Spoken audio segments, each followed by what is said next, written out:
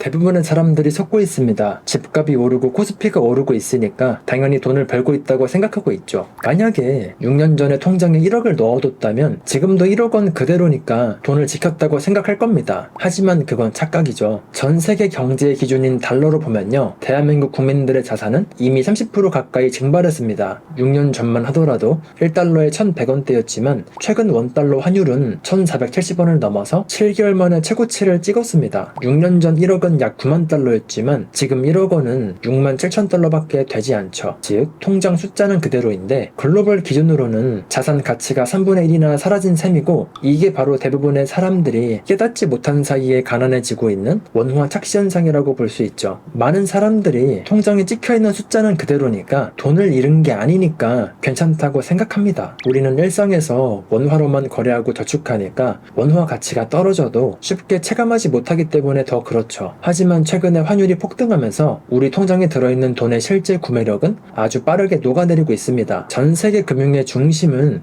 미국을 중심으로 돌아갑니다. 미국의 달러가 기축통화로 쓰이면서 현재 전 세계 돈의 기준은 달러가 됐죠. 그래서 우리는 모든 것을 원화 기준으로만 바라볼 게 아니라 달러 기준으로 바라보는 습관을 들여야 돼요. 하지만 6년 전과 비교했을 때 원화의 가치는 너무 빠르게 하락했고, 단순하게 계산을 해봐도 6년 전 1억은 달러로 9만 달러였지만 지금은 같은 1억 원이라도 6만 7천 달러밖에 되지 않죠. 숫자상으로는 돈을 잃지 않았어도 달러로 환산하면요, 자산의 3분의 1이 증발한 거랑 똑같은 건데 도대체 왜 이런 일이 벌어졌을까요? 몇 년 만에 원화 가치가 달러 대비해서 급락한 근본적인 원인은 여러 가지가 있지만 그 중에서도 첫 번째가 바로 한국 원화에 대한 수요 자체가 줄어든 게 문제죠. 현재 한국 경제는 저성장이 고착화가 되어 가고 있습니다. 한국은행조차 향후 몇 년 동안 성장률이 1%대에 머물 거라고 전망했을 정도로 우리 경제의 활력이 상당히 둔해졌는데, 현재 한국의 인구는 줄고 제조업 경쟁력은 정체되면서 글로벌 자금 입장에서 원화를 들고 있을 이유가 없다는 게 문제죠. 해외 투자자들이 굳이 원화 자산을 보유하라고 하지 않으면 원화 가치는 결국 떨어질 수밖에 없습니다. 그리고 두 번째는요, 원화 공급량이 폭증한 게 원인이죠. 지난 몇 년간 한국은 상당히 돈을 많이 풀었습니다. 한국은행 통계에 따르면 2022년부터 2025년 9월까지 M2 통화량을 무려 20% 가까이 늘렸는데, 반면에 같은 기간 미국의 통화량 증가는 3%에서 4% 남짓에 불과했습니다. 즉 한국의 실물 경제는 제자리인데 시중에만 돈이 넘치도록 풀린 거죠. 물론 한국 경제가 통화량이 증가한 만큼 폭발적으로 성장했다면 그나마 괜찮았겠지만 현실은 정반대입니다. 1%대 저성장이 굳어지고 있는 상황에서 돈만 20%나 풀어버리니까 그 부작용이 고스란히 환율 급등과 물가 상승으로 터져 나오고 있고, 민생은 갈수록 어려워지고 있는데 여기에 더해서 한국과 미국의 기준금리 격차까지 더해져서 원화로 자금을 묶어둘 이유가 없으니까 그 결과로 인해서 원화 약세가 가속화가 되어 가고 있는 게 현재 상황이죠. 그런데 이렇게 경제가 나쁘다는데 부동산도 오르고 주가도 사상 최고치를 찍고 있다는 게 참 이상하죠. 근데 여기에도 환율 효과를 고려한 착시 현상이 숨어 있습니다. 겉으로는 호황처럼 보여도요, 달러 기준으로 보면 실속이 없거나 심지어 손해일 수 있기 때문이죠. 예를 들면 6년 전에 10억 원 하던 아파트가 지금 15억 원이 됐다면 원화 표시로는 5억 원이나 올랐으니까 50% 수익처럼 보이기도 하죠. 하지만 6년 전에 10억은 약 91만 달러 정도였고 현재 15억 원은요 약 100만 달러 정도입니다. 원화 기준으로 봤을 때는 50%가 오른 것처럼 보이지만 달러 기준으로는 불과 10%밖에 안 오른 거죠. 6년 동안 각종 세금과 이자까지 감당하면서 버텼는데 연간 환산 수익률이 1%에서 2%대에 그친 셈이고, 거기에 물가 상승률까지 반영하면 사실상 손해일 수도 있는 수준입니다. 주식도 비슷합니다. 삼성전자 주식도 겉으로 보기에는 몇 년 사이에 주가가 2배로 뛰면서 대박 난 것처럼 보이지만 같은 기간 동안 원화 가치가 30% 가까이 하락했다는 사실을 빼놓고 보면 안 됩니다. 만약에 6년 전에 1억 원을 삼성전자에 넣어서 지금 2억 원이 됐다고 해도요, 이걸 달러로 환산하면 실제 수익률은 크게 줄어듭니다. 심지어 인플레이션까지 고려하면 실질 수익률은 마이너스가 될 수도 있죠. 이런 식으로 계좌에 빨간불이 들어왔다고 해서 마냥 좋아하지만 냉정하게 따져보면 내 자산의 실질 가치는 그대로거나 줄어들게 된 게 원화 착시 현상이라는 겁니다. 특히 부동산과 주식 주식처럼 눈에 띄게 오른 자산일수록 달러 기준으로 다시 한번 평가해볼 필요가 있죠. 이쯤 되면 이런 의문이 듭니다. 정부와 중앙은행이 경기가 안 좋으니까 돈을 풀었다고 하는데 서민들은 갈수록 더 힘들어지고 갈수록 더 가난해지는 게 참 이상하죠. 이건 바로 칸티움 효과 때문입니다. 돈을 푼다고 해서 모두가 행복해지는 게 아니라 빈부격차를 심하게 하고 불평등을 오히려 더 심화시킨다는 개념인데, 이걸 이해하기 위해서 우선 인플레이션이 발생하는 원리부터 이해하는 게 먼저예요. 인플레이션이 발생하는 원리를 쉽게 예를 들면요, 마을에 쌀 100개가 있고 그 마을에 순환하고 있는 돈이 100만 원이었다고 치면요, 그럼 단순히 계산을 해봐도 쌀 하나에 10,000원이겠죠. 그런데 어느 날 마을 어른들이 돈을 200만 원으로 늘렸습니다. 쌀은 그대로 100개인데 돈만 2배가 됐으니까 이제는 쌀 한 포대에 10,000원이 아니라 2만 원을 주고 사야 됩니다. 시중에 풀린 돈의 양이 늘어나니까 돈의 가치가 떨어져서 물가가 오르는 거, 이게 바로 인플레이션입니다. 돈을 많이 풀게 되면 어김없이 벌어지는 부작용 같은 거죠. 근데 칸티움 효과는 여기서 한 걸음 더 들어갑니다. 중앙은행과 정부가 돈을 풀면 새롭게 풀린 그 돈은 모든 사람에게 동시에 떨어지지 않습니다. 돈이 시장에 도착하는 순서에 따라서 경제적 혜택이 달라지게 되는데, 보통 한국은행이 시중에 유동성을 공급하면 그 돈은 가장 먼저 금융기관, 대기업, 신용이 높은 부자들에게 대출이나 투자 형태로 흘러 들어갑니다. 이 사람들은 갑자기 풀린 돈으로 강남 아파트, 우량주, 토지, 비트코인 같은 자산들을 재빠르게 사들이죠. 그래서 새롭게 풀린 돈은 우리 월급 통장에 찍히기도 전에 자산시장으로 먼저 흘러가서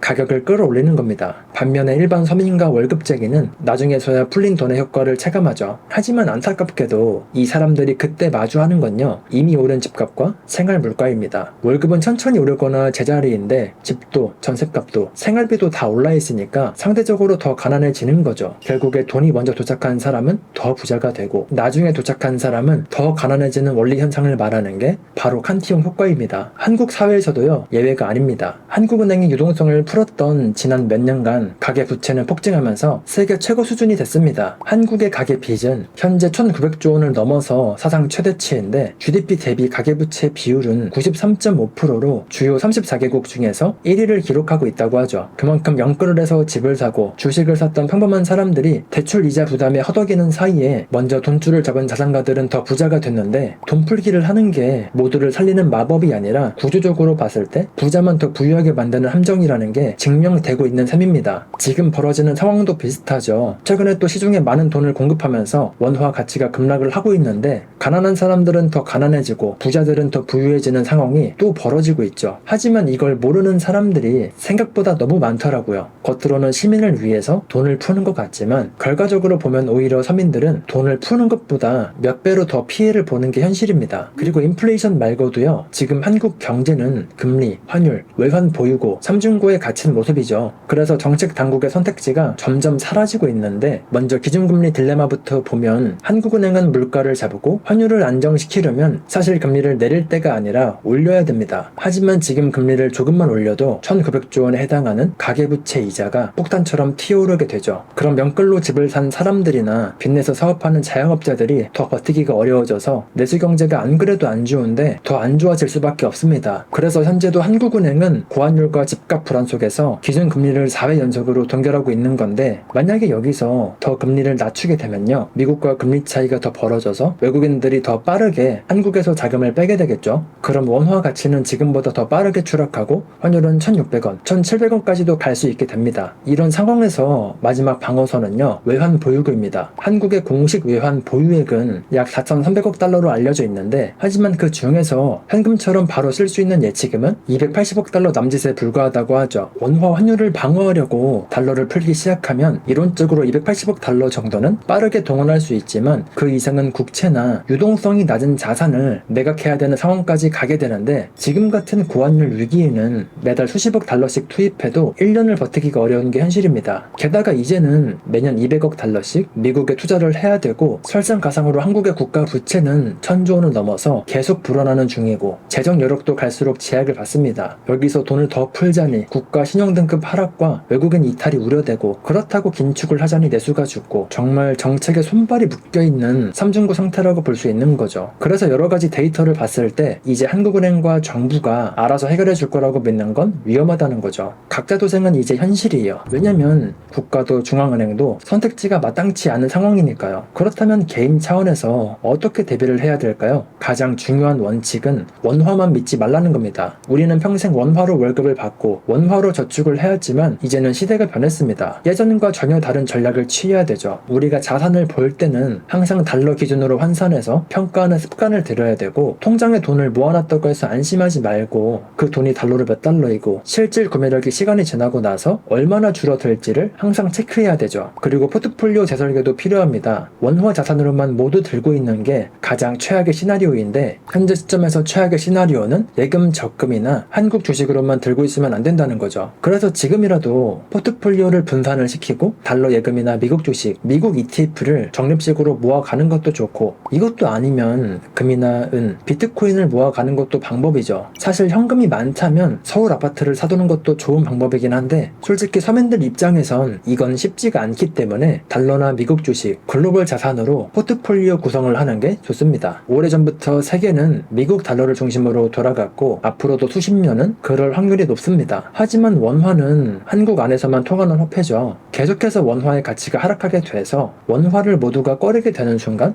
평생 땀 흘려서 번 돈의 가치가 순식간에 휴지 조각처럼 녹아버릴 수도 있다는 걸 늘 생각해두고 내 자산을 원화 자산으로만 들고 있는 걸 경계를 해야 돼요. 앞으로도 어떤 자산들을 사면 좋을지, 그리고 다른 자산들이 어떤 특징을 가지고 있고 어떤 장점과 단점이 있는지 꾸준히 정리를 해서 소개를 드릴 테니까 구독과 좋아요, 댓글까지 부탁드려요. 다음에도 도움이 되는 영상으로 찾아뵐게요. 시청해주셔서 감사합니다. 좋은 하루 보내세요.